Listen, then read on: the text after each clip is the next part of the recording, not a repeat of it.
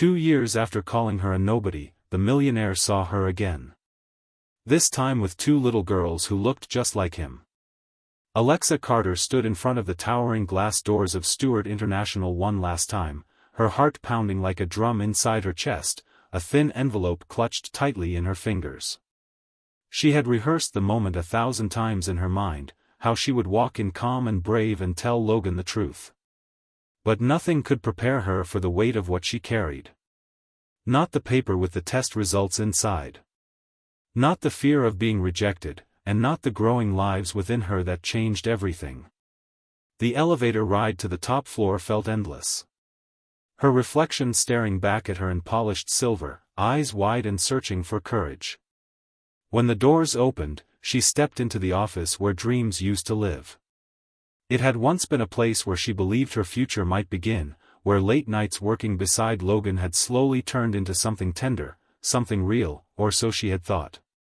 Logan sat behind a massive desk, papers in perfect order, his suit crisp, not a hair out of place. He didn't look up at first, too busy with whatever deal demanded his attention. When he finally met her eyes, his face barely flickered. "Alexa, make it quick. I have a call in 10 minutes. She swallowed the tremor in her voice and held out the envelope. "It's important. I need you to read this." He took it with mild annoyance, opened it, and scanned the single sheet inside. Then he set it down like it meant nothing. "What is this supposed to mean?" "I'm pregnant, Logan." "I have been for almost 2 months," she said, steady despite the pain spreading across her chest like fire. "They're yours." For a moment, silence fell like a heavy curtain between them. His gaze darkened and something unreadable passed through his expression before it hardened into something cold. "You think this changes anything?" he asked, voice sharp. "I have a life to build, a company to run. You were a distraction, and now you want to tie me down with this." "They're your children," she repeated, voice quieter now. "I thought you deserved to know." He stood abruptly, shoving his chair back. "You're nobody, Alexa, and now you expect me to throw everything away because of a mistake. You need to leave. Don't come back. Don't contact me again." Her fingers curled tightly, her nails digging into her palm, but she didn't cry. She just nodded once and turned to leave, dignity barely intact. That night, she packed up her tiny apartment, left her job, and disappeared. There was no dramatic scene, no last goodbye, no calls, just silence. She fled to where no one would look for her, far from New York, far from the man who saw her only as an obstacle to be removed. And in that small, quiet town, she rebuilt her life from dust. When the twins were born, Alexa wept alone, but not from sadness. The first time she held both girls, blonde and blue-eyed, like the man who wanted nothing to do with them, she felt strength she never knew she had. She named them Lily and Lena. She never once called Logan. Not when they took their first steps. Not when they spoke their first words. Not even when they asked, "Why don't we have a daddy?" She built a life filled with stories, hugs, and second-hand toys. She worked morning to night in a cozy cafe surrounded by the smell of cinnamon and the quiet chaos of motherhood. And though the nights were long and the loneliness deep, Alexa never once regretted walking away. Because in the faces of her daughters, she saw purpose. She saw love. She saw everything Logan had thrown away. And so she moved forward, one small step at a time, until the day came, unexpected and cruel in its timing, when the past she buried walked back into her life. But on that first day in that office filled with glass and steel, when Logan said she was nothing, he had no idea he was losing everything. 2 years had passed since Alexa Carter had walked away from the cold steel world of Logan Stewart. And in that time, her life had transformed into something both challenging and deeply fulfilling.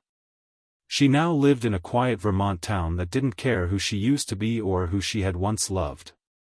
It was a place with no skyscrapers, no press conferences, and no men in $1,000 suits barking orders from behind glass walls. It was a town with children riding bikes down sidewalks lined with maple trees where everyone knew your name and your story didn't need to be whispered. Alexa had found peace in the slow rhythm of this new life. Even if that peace came with exhaustion, late nights, and never-ending responsibility, she had managed to rent a modest two-bedroom house with creaky floors, chipped paint, and a garden that somehow bloomed wildly despite her lack of skill. The twins, Lily and Lena, filled every corner of it with laughter, toys, and the occasional tantrum. They were two tiny hurricanes of light, blonde curls bouncing as they chased each other from room to room. Though identical in appearance, they had completely different personalities. Lily was gentle and thoughtful, while Lena was bold and fierce, often leading the charge into some mischievous plan. Alexa often watched them with awe, trying to reconcile how she, a woman who had once felt so small and dismissed, had created something so perfect. But motherhood wasn't romantic every day. Some mornings began with tears, milk spills, and shoes that mysteriously disappeared just as they needed to leave. Some nights ended with Alexa collapsing on the couch, still in her work clothes, unsure how she would manage to do it all again the next day. And yet, even in her most exhausted moments, she never looked back. Her cafe, the Honey and Hearth, had started as a desperate idea, born from a mix of necessity and hope. She had taken over a tiny abandoned bakery near the town square and spent long nights repainting, fixing ovens, and testing recipes until her fingers were blistered and her feet sore. At first, the business was slow, but her warmth, her talent for baking, and her natural charm slowly won over the locals. Now, it was the kind of place where people lingered over coffee, where children played on the rug in the reading nook, and where the smell of cinnamon rolls drew people in from the street. Despite the small victories, Alexa still bore the invisible scars of her past. She never spoke of Logan to anyone in town. People assumed the girl's father was gone or uninterested, and she never corrected them. Sometimes she would catch her reflection in the mirror and see a woman who looked stronger than she felt. A woman who had been abandoned but refused to break. The only time Logan's name came up was in Alexa's mind, usually late at night when the house was quiet and the girls were asleep. She would lie in bed and remember his eyes, his voice, the way he had looked at her like she was temporary. And then she'd roll over and remind herself that the man who dismissed her had also missed the chance to meet the two greatest joys life had ever given her. Still, questions lingered, especially from Lily, who had recently begun asking about her father more frequently. "Why don't we have a daddy like Ava?" she asked one evening, her small fingers wrapped around Alexa's wrist as they read a picture book about families. Alexa felt the question like a punch in the chest. She didn't know how to explain abandonment to a child. So she said softly, "Some daddies don't stay. But you know what? Some mommies are strong enough to love twice as much." Lily had accepted the answer then, but Alexa knew the questions would only keep coming.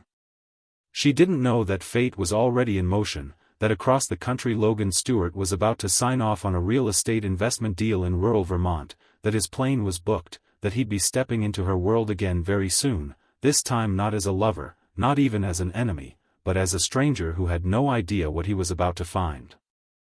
And as the wind whispered through the maple trees outside her cafe, Alexa had no clue that the life she had fought so hard to rebuild was about to tremble again. But this time, she wasn't the same girl he walked away from. This time she was a mother, a fighter, and she wasn't afraid. Logan Stewart had never thought of Vermont as anything more than a dot on a map, a small, insignificant part of a deal he barely glanced at when signing off on the investment. The town had been chosen by his team for its location, the potential for a luxury retreat development, and its underdeveloped land. He had no intention of visiting it personally, but a last-minute scheduling conflict had sent him instead of his junior executive. He boarded the flight out of obligation, not knowing that the decision would shake the foundation of everything he thought he knew. When Logan arrived, the town was just as unremarkable as he had expected, quiet, slow-moving, surrounded by trees in early bloom and streets that looked untouched by time. But something in the air unsettled him. Maybe it was the silence after years of city noise. Maybe it was the way the wind carried the scent of pine and fresh bread as he walked past a small strip of local businesses. It was supposed to be just a site visit, a quick walk through with local agents, a few signatures, and then back to Manhattan. But when he passed the cafe on Main Street, he stopped. There was nothing extraordinary about the building. It had ivy crawling up the wood siding and a chalkboard sign out front that read, "Warm bread, open hearts." Logan wasn't hungry, but something, curiosity, fate, instinct, pulled him toward the door. The bell above it chimed as he stepped inside, and that was when his world shifted. Two little girls were sitting near the window, perched on a bench with books open in front of them and crumbs from muffins scattered on the table. They were giggling about something, lost in their own world. They looked up when he entered. Two faces, mirror images. Two sets of ocean blue eyes that pierced him in a way nothing had in years. His heart stalled. Blonde curls, porcelain skin. The way one of them tilted her head, it was like watching ghosts from a life he'd never lived. He stood frozen, unable to move, barely able to breathe. And then he heard a voice, one he hadn't heard in over 2 years. "Can I help you?" The words were simple, but when Logan turned and saw Alexa standing behind the counter, something inside him shattered. She was older, stronger looking, with a calmness in her face that hadn't been there before. She didn't flinch when she saw him, but he could see it in her eyes, recognition, surprise, pain, and then a wall. A tall, unshakable wall. He tried to find something to say, something that wouldn't sound absurd in that moment. But no rehearsed line could prepare him for standing in front of the woman he had once told was nothing, only to now see her surrounded by everything he had unknowingly lost. "I didn't expect." He began, but she simply nodded and said, "We have coffee and fresh pastries. You're welcome to sit." It was clear she wasn't going to make it easy. Nor should she. He sat near the window and watched the girls. They had returned to their books, but kept glancing his way, the way children do when they're trying to place a stranger who feels oddly familiar. Alexa brought over a cup of coffee and set it down in front of him without a word. For a while, he simply sat there trying to make sense of the storm inside him. He didn't need to ask. He knew. Every inch of him knew they were his. But he also knew he had no right to say it. Not yet. As he sat watching the life that had grown without him, a crushing realization began to settle into his bones. The man who had once walked away because he believed he had too much to lose had, in truth, already lost the most important thing. And somehow, against all odds, that nothing he had dismissed now looked more whole, more alive, more real than anything in his sterile, perfect Manhattan world. He had come for a land deal, but he had stumbled into the wreckage of his own choices, and the girls, his daughters, were laughing as if life hadn't been missing anything at all. Logan returned the next morning before the cafe had even opened, standing on the sidewalk as the sun began to rise, unsure of whether he would be welcomed or turned away.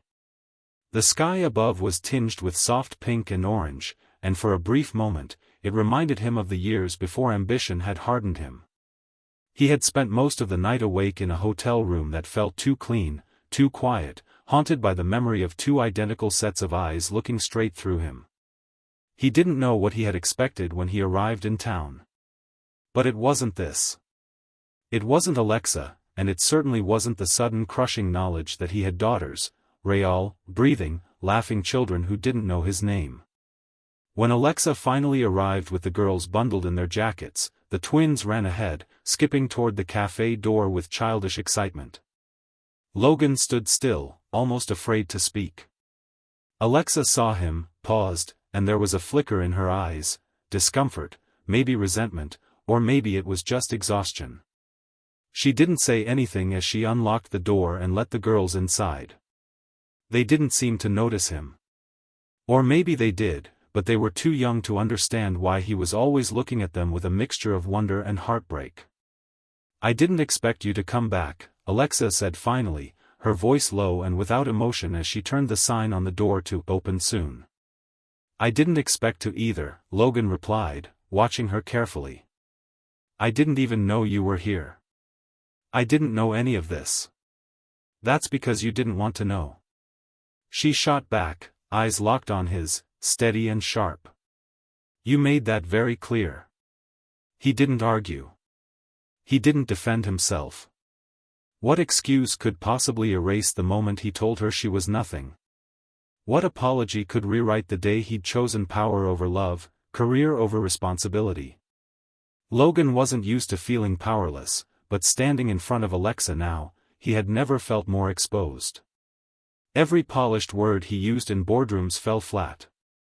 Here, nothing in his world had prepared him for this kind of reckoning. "Are they okay?" he asked, swallowing against the dryness in his throat. "They're happy," Alexa answered simply. "They're loved. That's more than enough." "Do they know about me?" She shook her head. "They know they were born into love. They know they have a mother who would give her life for them.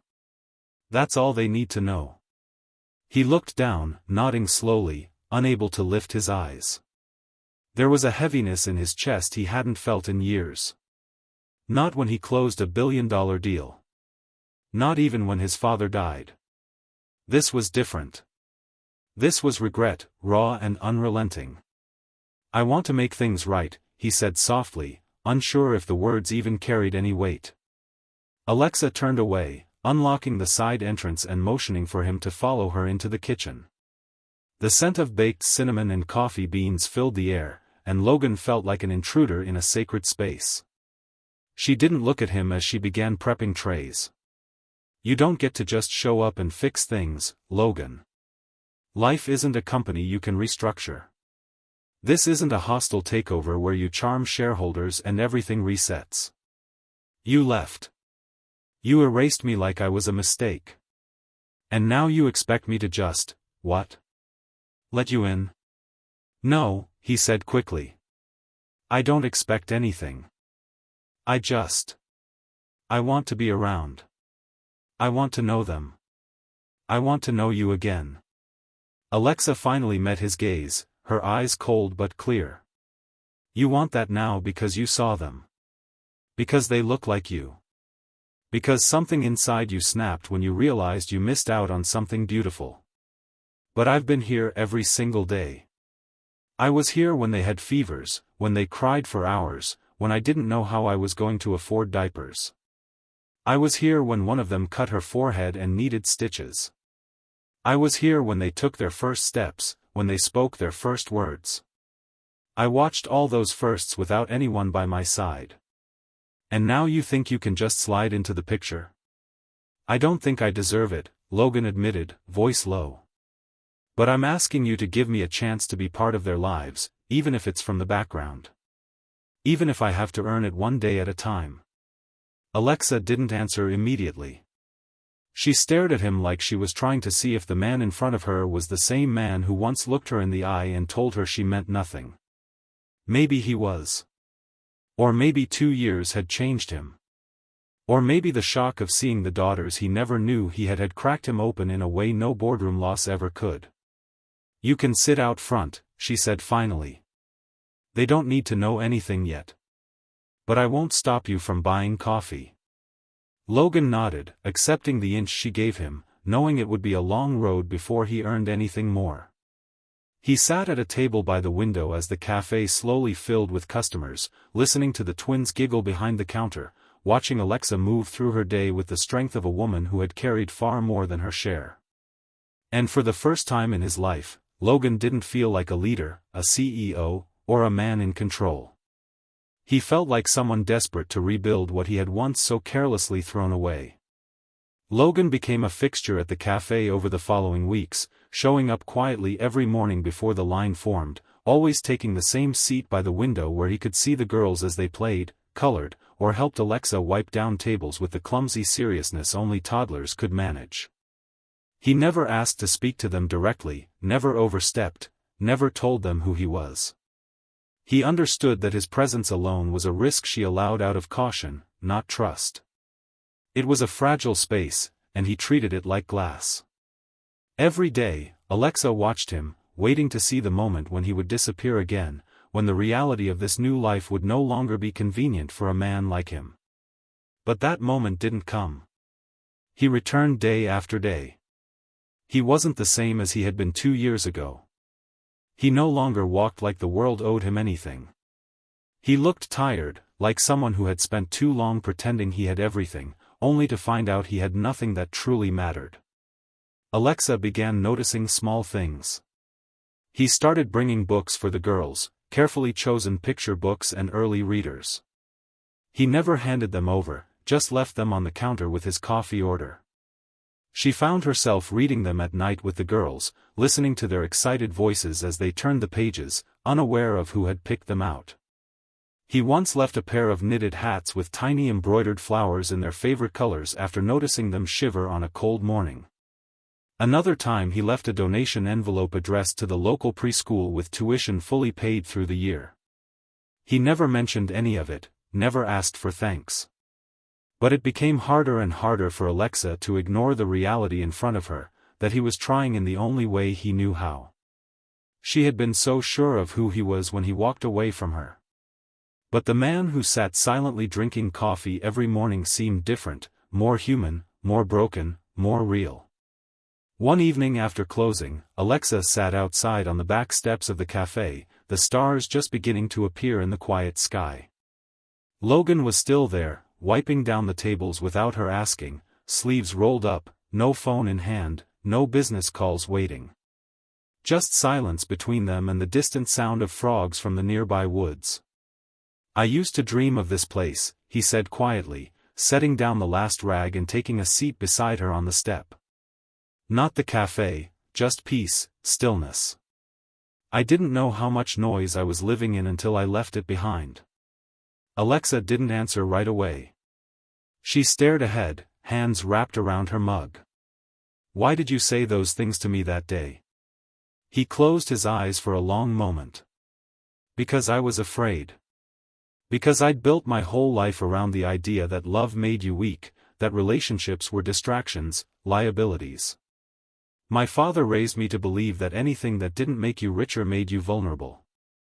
And I believed him, until the second I saw them sitting in that window. And I realized what I'd thrown away." Alexa's jaw tensed. "I went through hell, Logan. I was alone. I was scared. I had no one. And all I kept hearing in my head was your voice. You're nothing." "I know," he said, his voice low and wrecked. "And I hear that sentence every day now, but it's not your voice. It's mine. I didn't just leave you. I left them. I've missed every part of their lives. And I'll never get those years back." She turned to look at him. He didn't meet her gaze, just stared down at his hands as if they were guilty of more than they could hold. She saw the weight in his shoulders, the lines in his face that hadn't been there before. Something inside her shifted. Not forgiveness, not yet, but recognition of pain, of sincerity. "They're asking questions," she said finally, "about their dad. I can't keep telling them fairy tales forever." Logan looked up, hope flickering in his eyes like a match struggling to stay lit. "Can I be there when you tell them?" Alexa hesitated. This was the moment everything changed. The door she had kept locked so tightly was cracking open. And with it came fear, not just of letting him in, but of what it might mean if he stayed. But she thought of the girls, of how they smiled at him without knowing why, of how they deserved the truth. And maybe, just maybe, something more. "We'll see," she said. "But if you're serious about being in their lives, you'll have to prove it. Not once. Every day." Logan nodded. "I will." The stars above them were bright now, and the air smelled like earth and sugar. For the first time in 2 years, they sat together in silence that wasn't filled with pain, but with possibility. The road ahead was still long, still uncertain. But for the first time, they were walking toward it, not apart, but slowly, carefully, side by side. The day Alexa finally told the girls the truth about their father began like any other, with the soft clatter of bowls in the kitchen and the smell of cinnamon and toast floating through the little house. The twins, still dressed in their matching pajamas covered in cartoon sunflowers, sat at the table, swinging their feet and singing softly to each other between bites of breakfast. Outside, the world was warming with spring, and the garden Alexa had once thought she couldn't grow had begun to bloom again, stubborn and beautiful, like everything she'd built from ruin. But inside her chest, a storm was building, and the time had come to open the door to the part of their story she had tried to protect them from for so long. She knelt beside them, brushing crumbs from Lily's chin as Lena leaned forward to rest her head on her mother's shoulder. For a long moment, she just held them close, breathing them in, knowing that after today, something would change. Not in a bad way, but change nonetheless. There would be questions, emotions, a shift in their little world, but maybe they were ready. And maybe, deep down, so was she. "Girls," she said gently, smoothing back their golden curls, "I want to talk to you about something important." Their chatter quieted instantly, and two sets of bright blue eyes turned toward her, curious but unafraid. They trusted her completely, and that trust made Alexa's heart ache in the best and worst ways.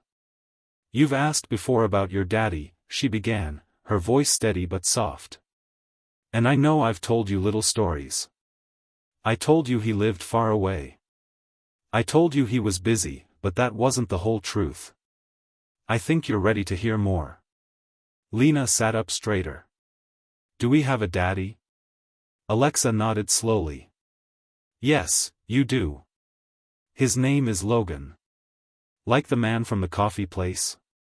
Lily asked, her voice suddenly bright with realization, and Alexa's breath caught in her throat. She hadn't expected the connection to come so quickly, but of course it did. Children always saw more than adults gave them credit for. "Yes," she said. "That man. He's your father." The room went quiet. The girls looked at each other, then back at her, eyes wide but not frightened. "But why didn't we know?" Lena whispered. "Because when I had you, he wasn't ready to be a daddy," Alexa said carefully, choosing every word like it could break glass. "He made a mistake, a big one. He walked away from us, but now he's trying to make it right. He wants to get to know you. Only if you want to." The girls looked at each other again, a silent conversation passing between them, the way only twins could manage. Then Lily asked, "Does he love us?" Alexa's throat tightened. "I think he's learning how to. And I know he's trying very, very hard." The girls didn't T46 cry. They didn't ask to see him right away. They simply nodded. And Alexa felt something shift. A piece of their shared story no longer hidden, no longer feared. She didn't know what would come next, but she knew this was the first step toward healing. Later that afternoon, Alexa called Logan and asked him to come by the house after the cafe closed. When he arrived, freshly shaven and clearly nervous, he stood on the porch for a moment before knocking, as if giving her time to change her mind. But she didn't. She opened the door and stepped aside, letting him into the space that had never been his but had always belonged to the daughters he didn't know he had. Lily and Lena were on the living room floor, coloring with their stuffed animals beside them. When they saw him, they froze. Logan stood awkwardly near the doorway, his eyes soft, uncertain, hopeful. "Hi," he said, voice quiet. They looked at him for a moment.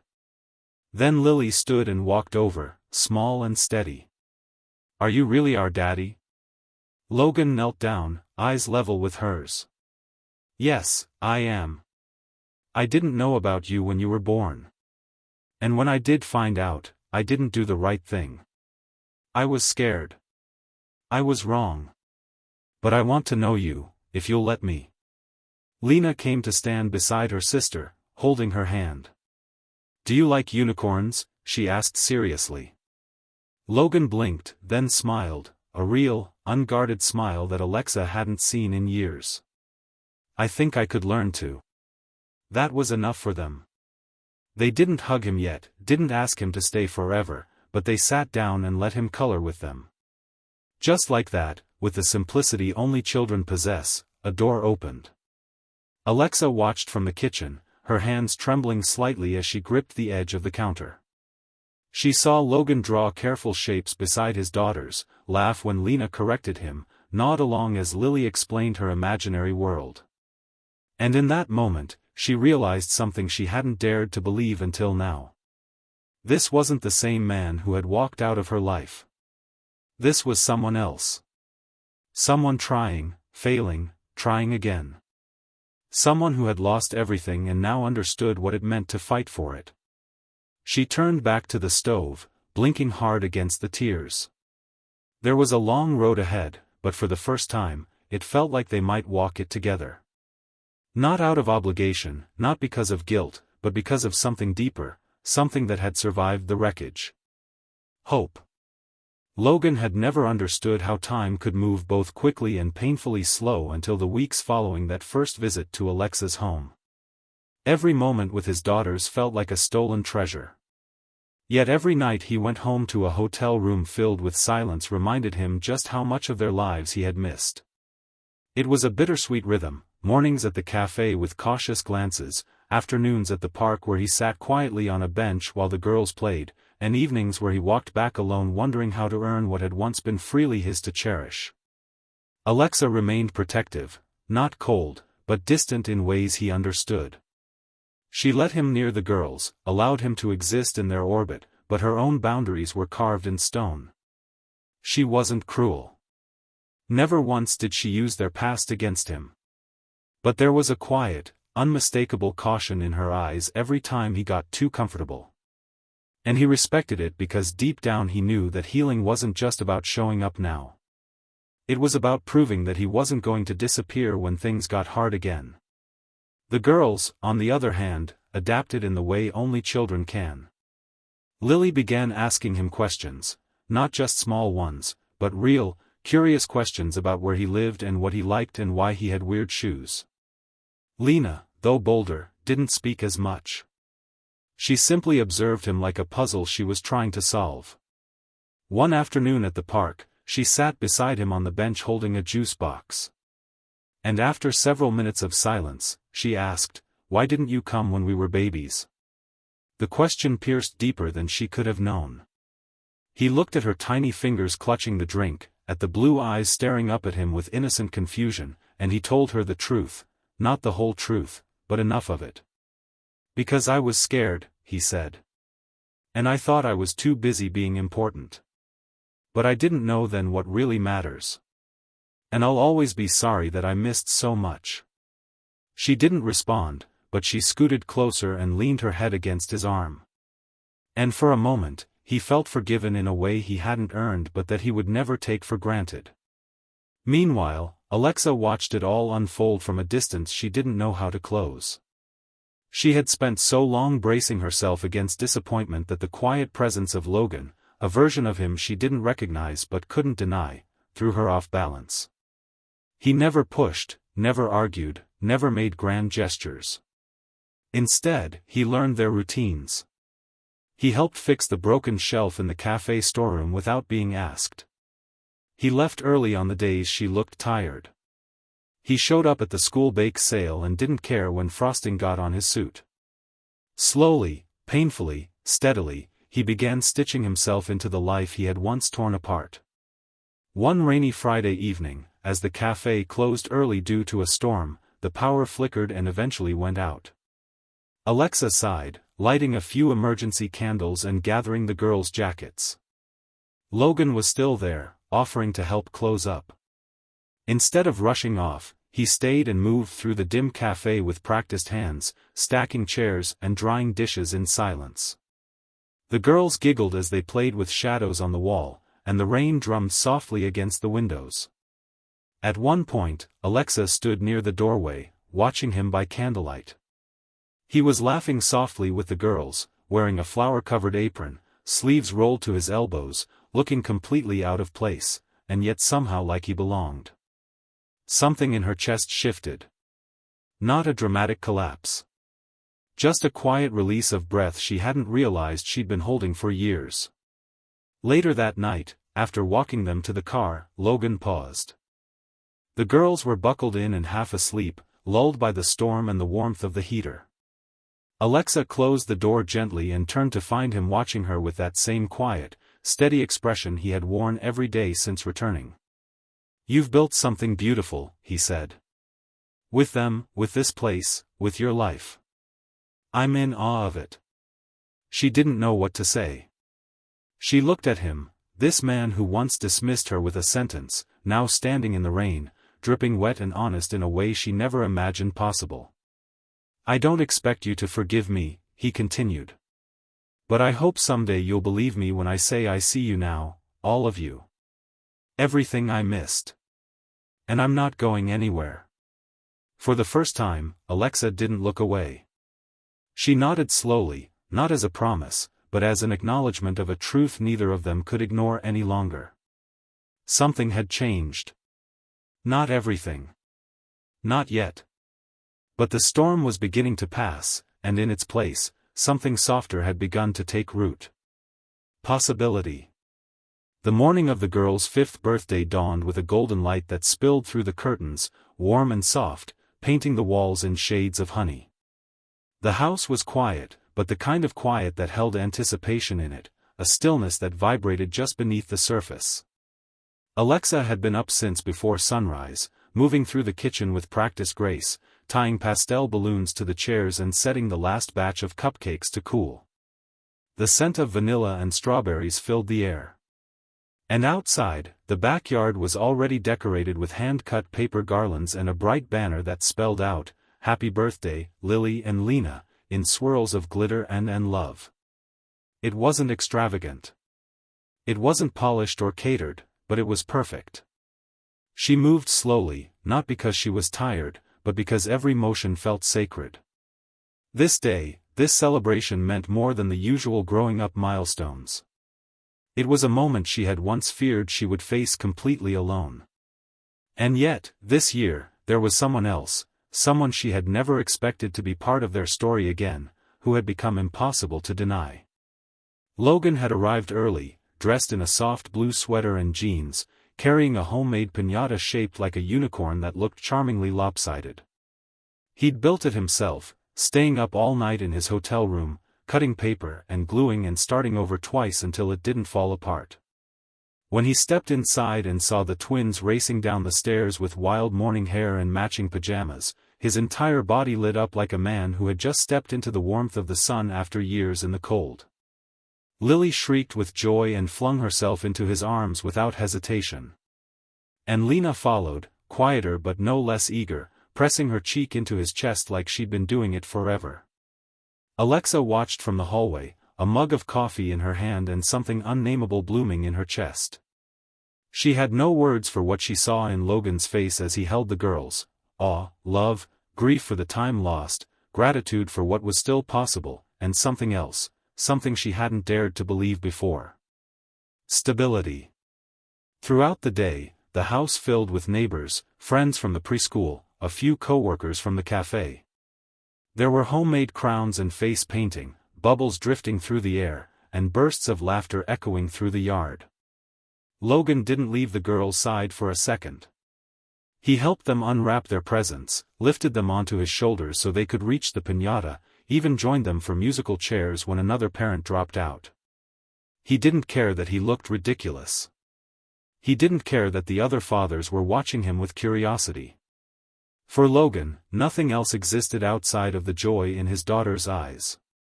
Later, when the cake was cut and half the guests had left, the girls curled up under the tree in the backyard, sticky with frosting and too tired to talk. Alexa and Logan stood nearby, sipping lemonade and watching them drift toward sleep in the grass. It felt like the air had softened around them, like the years between the past and present were fading into something less sharp. "She told me today I'm her real daddy now," Logan said quietly, eyes fixed on Lena. "Not just the man from the cafe." His voice cracked at the end, raw with disbelief and wonder. Alexa didn't respond immediately. She was thinking about all the nights she'd cried into her pillow, believing her daughters would grow up never knowing what it meant to be loved by a father. And now here he was, not perfect, not polished, but present in every way that mattered. She turned toward him and said softly, "You've become someone I would have trusted if I met you for the first time today." He looked at her then, not with desperation, but with a steady, deep tenderness that made her stomach twist in the most unexpected way. "I wish I had been him back then," he said. "Maybe," she said, "but then we wouldn't have gotten here." The moment hung between them, delicate and full. The wind rustled the leaves above, and the girls slept in a pile of party dresses and dreams beneath the tree, unaware of the gravity of what was shifting around them. As the sun began to dip behind the horizon, casting the backyard in golden light, Logan turned to her again. "Quiet now. I'm moving here," he said. "I found a house a few blocks away. I signed the papers this morning." Alexa's eyes widened. "You're leaving the company?" "I've handed over everything to the board," he said. "It was never what I thought it would be. This is." She didn't speak, overwhelmed by what that meant, not just for the girls, but for herself, for the life she had rebuilt, for the heart she had sealed shut. Logan stepped closer, close enough that she could see the lines etched into his face, the way his eyes had softened, the way time and regret and love had remade him. "I'm not asking for anything. Not today. Not tomorrow. But I'll be here, every morning, every birthday, every hard day and easy one, until you believe I'm not going anywhere." And somehow, in that quiet backyard lit by fading sunlight and the gentle breaths of sleeping children, Alexa believed him. She didn't say yes. She didn't say no. But she smiled. And for the first time in a very long time, she let herself hope.